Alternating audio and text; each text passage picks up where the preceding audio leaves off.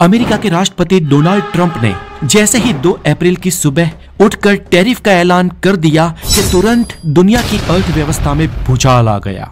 और ये देखकर दुनिया के जाने माने और प्रसिद्ध अर्थशास्त्रियों को अचानक साल 1929 याद आ गया। दोस्तों 1929 ये वो साल था जिसके बारे में अगर आप किसी अर्थशास्त्री या इवन उस दौर को पहचानने वाले किसी आम इंसान के सामने भी अगर जिक्र कर दो तो वो थर थर कांप जाएगा। और आज का ये दौर देखकर बुद्धिजीवी लोग अपने बाल नोचने लगे हैं कि क्या फिर से वही दौर तो नहीं आएगा ना।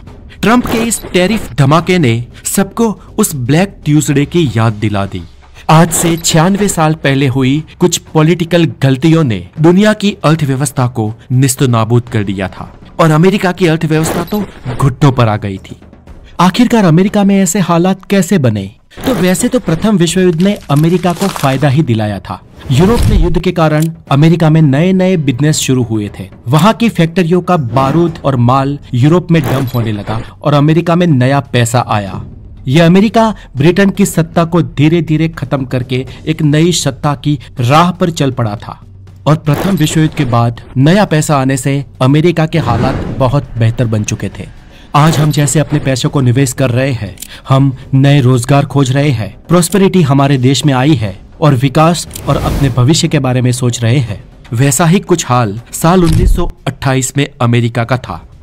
उस वक्त अमेरिका और दुनिया के देश पहले विश्व युद्ध से उभर चुके थे और दुनिया प्रोग्रेसिव मोड में थी। और इसके महज 1 साल बाद ही ऐसा तूफान आया, ऐसी महामंदी आई जिसे द ग्रेट डिप्रेशन कहा जाता है। ऐसी मंदी इतिहास ने ना कभी पहले देखी थी और ना एटलीस्ट आज तक देखी गई है। दुनिया के कारोबार बंद हो गए थे, बैंक्स ताश के पत्तों की तरह ढह गए थे, करोड़पति लोग रातों रात कंगाल बन चुके थे और मिडिल क्लास और अपर मिडिल क्लास जैसे आम लोग रातों रात अपनी नौकरियां गंवाकर रास्ते पे आ गए थे। और इसकी वजह से अगले 10 सालों तक अमेरिका की हालत बद से बदतर हो चुकी थी और पूरा विश्व मंदी की चपेट में आ गया था। और दोस्तों इस 10 साल में क्या क्या हुआ अगर आप ये जानोगे ना तो आपके पैरों के नीचे से जमीन सिरक जाएगी।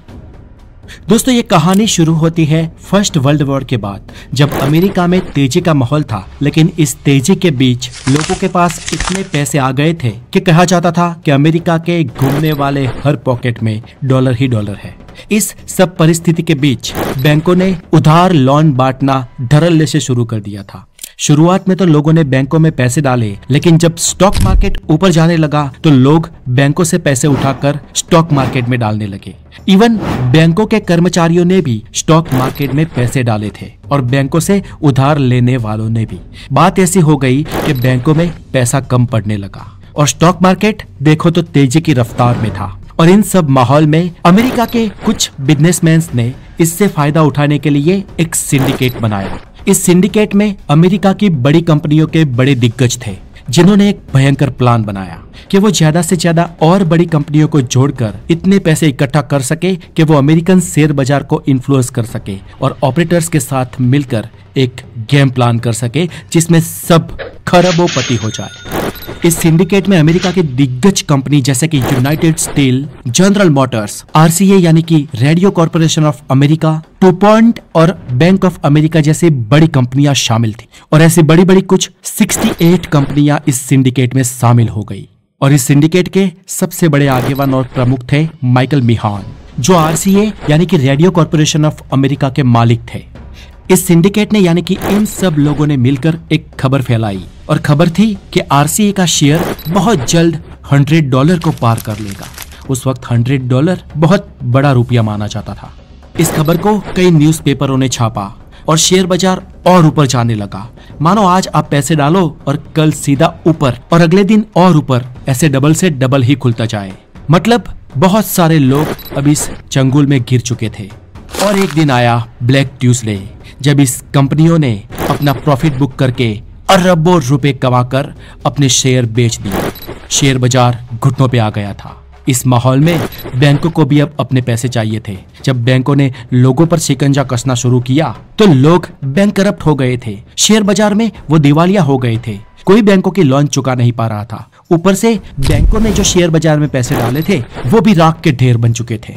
और यहाँ से अमेरिकन वॉल स्ट्रीट का कभी इतिहास में भी ना हुआ हो इतना बड़ा डाउनफॉल शुरू हुआ।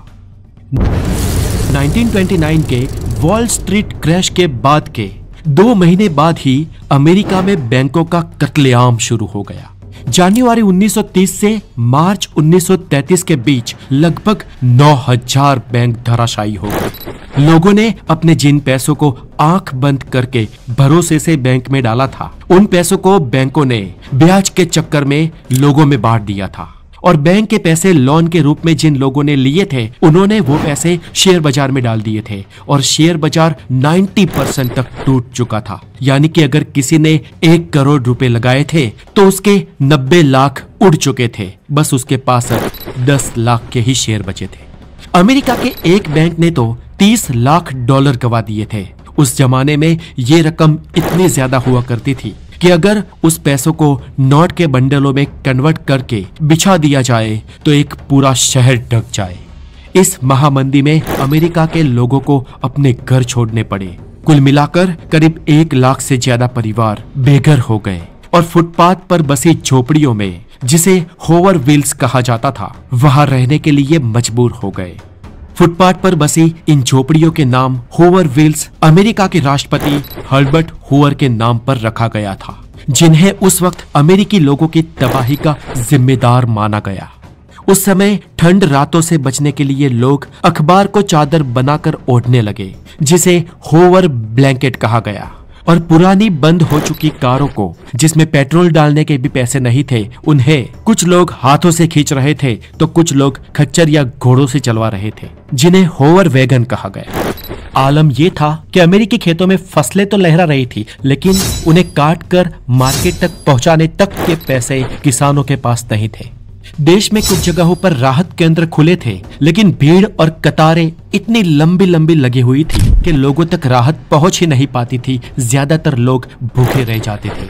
32,000 से ज्यादा फैक्ट्रियां बंद पड़ चुकी थी। रोजगार का नामो निशान मिट चुका था और अमेरिका में लोग भिखारी और दिवालिया बन चुके थे।